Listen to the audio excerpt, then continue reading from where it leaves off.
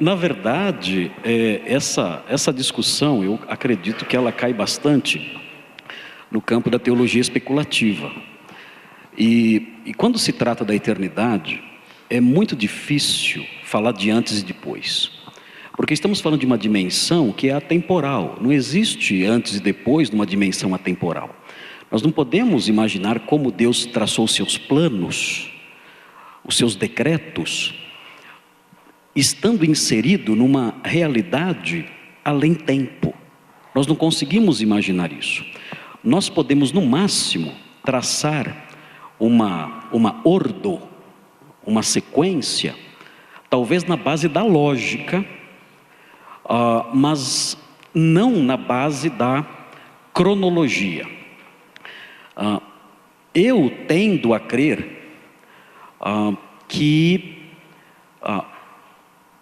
eu colocaria, se pudesse imaginar, se pudesse especular nesse campo e dar a isso, e dar a esses decretos, e dar a essas decisões supratemporais uma cronologia, eu colocaria o plano de salvação do homem antes de todas as coisas.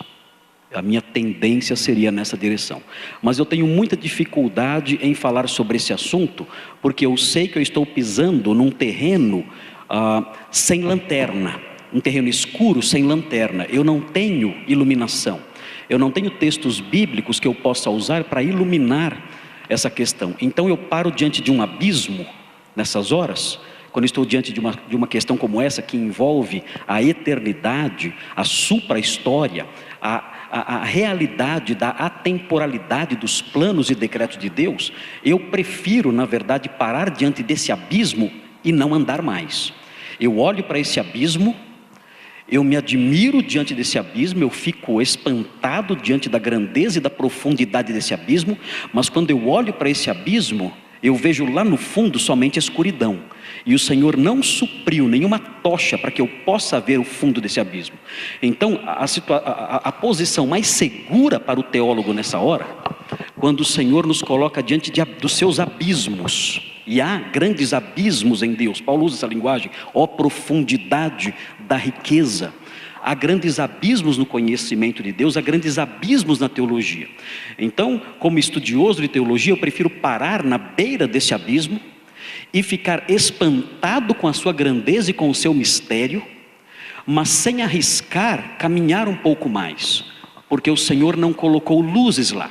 E se o Senhor não colocou luzes lá, qualquer resposta que eu der é uma resposta que nasce exclusivamente da minha criatividade e não da exegese bíblica. E aí então eu vou estar propondo algo que é fruto apenas dos meus insights e vou talvez ensinar algo errado.